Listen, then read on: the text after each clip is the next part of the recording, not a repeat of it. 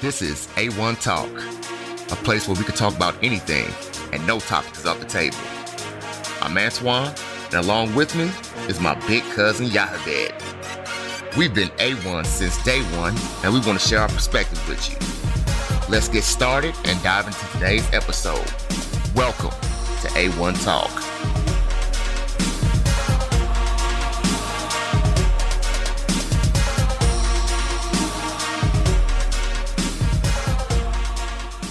Welcome to A1 Talk. This is your boy Antwaun. Today, we are doing a special.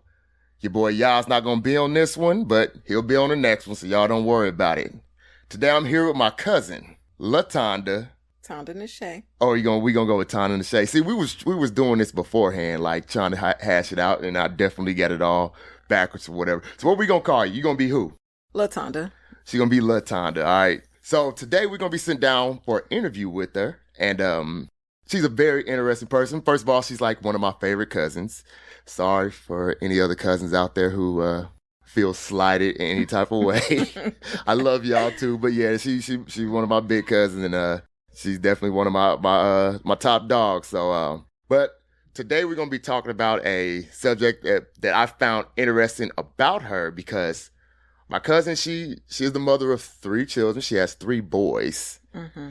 I couldn't get not one boy, but she got all 3 boys. 3 of them. 5 years apart. Right. Popping them out. Anyway. So, the big thing about it is, I found her story very interesting, because she has 3 sons. One of them is, her youngest son. He's just now about to get out of high school, but I'm talking about the older 2. And the fact that they are literally on opposite ends of the spectrum as far as the legal system goes.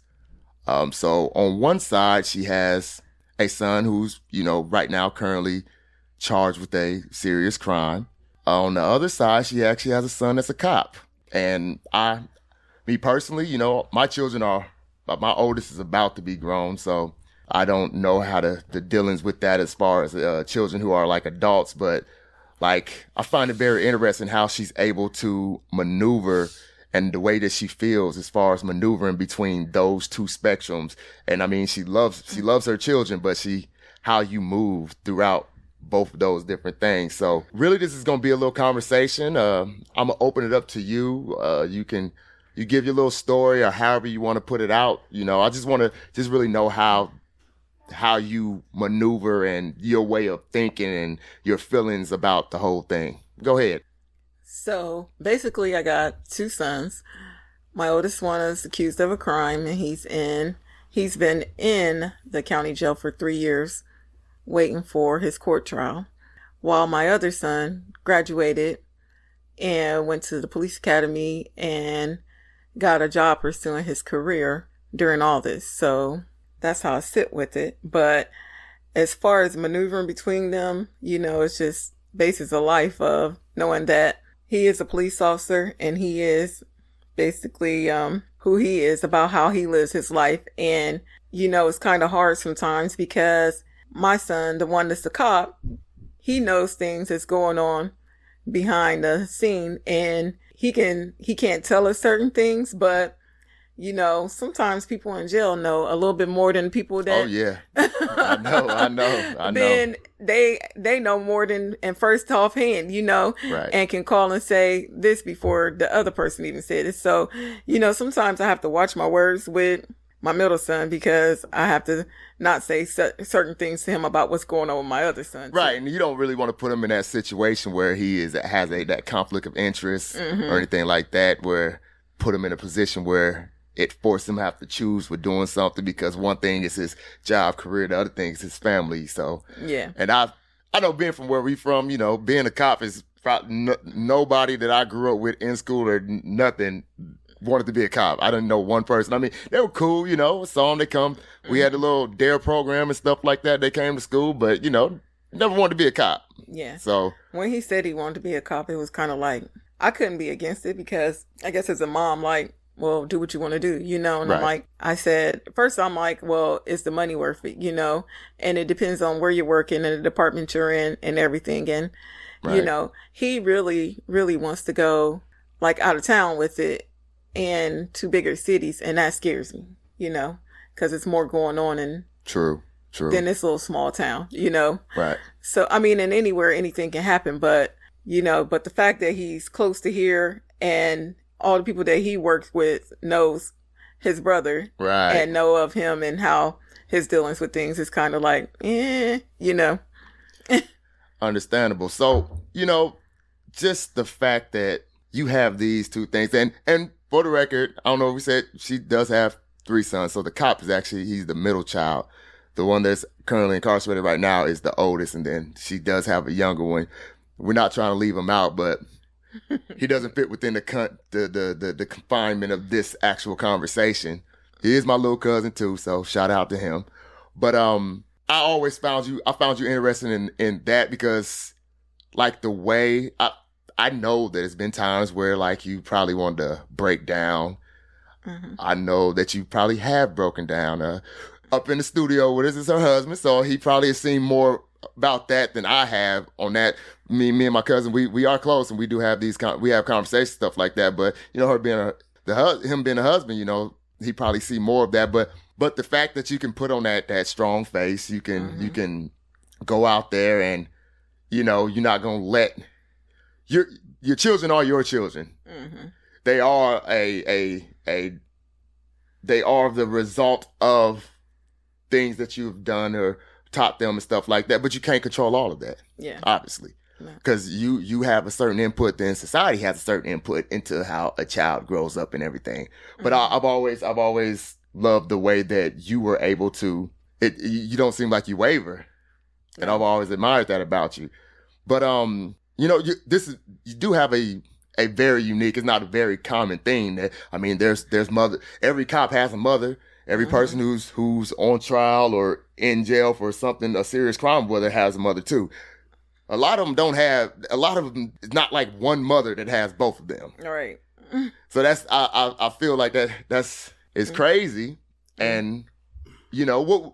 So there definitely is another woman out there. There's probably a single father out there, and he's raising his kids, and he has a situation like that. What would you say to them? Because there's one out there that right now don't go around like Tonda, don't carry themselves like Tonda, and able to go about life. And I know it affects you, but it's not bringing you down. It's not stopping you from being able to operate day to day. So what would you say to people like that? First off, you gotta let your kids know that regardless of a job or occupation or anything of your life, how you have to live, that is your siblings. And when you all came from one, and you grew up in the house together, you're still going to be one.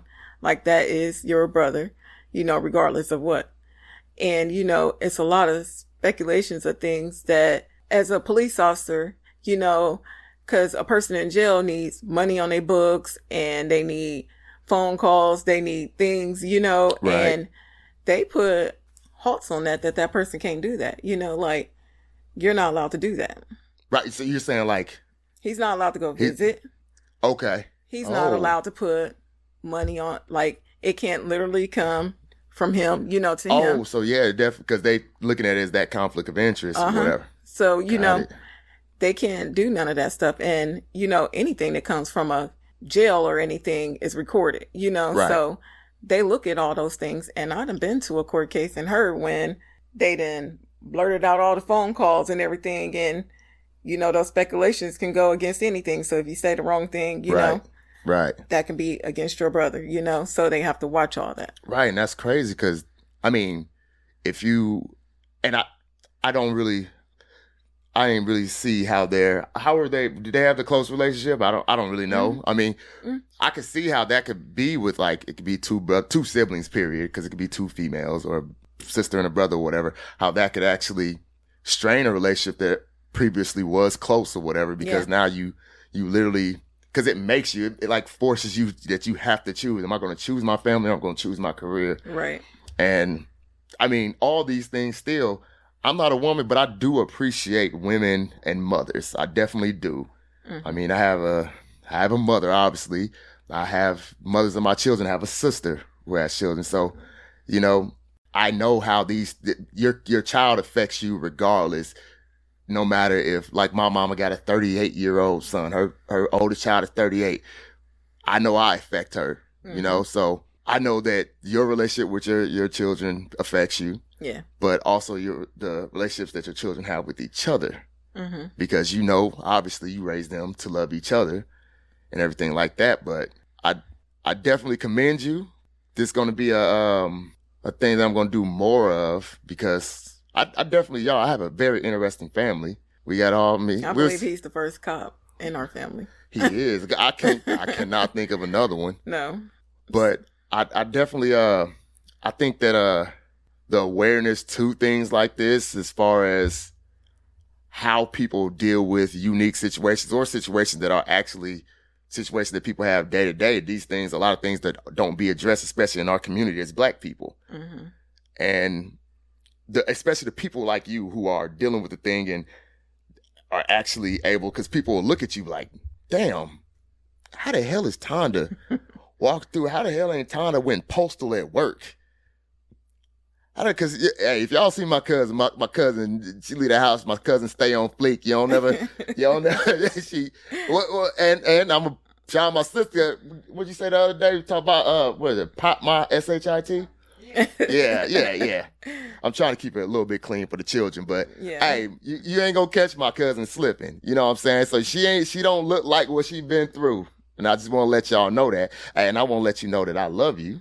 Thank you. And I appreciate you doing this. This is a short one, but hey, it's sweet and straight to the point. So I want to say one more thing. Go ahead though, man. So one day we were like at a cookout, and it was during the summer, and one of my cousins walked up on my son, the police officer, and said, if I did this and this, what you gonna do? Right?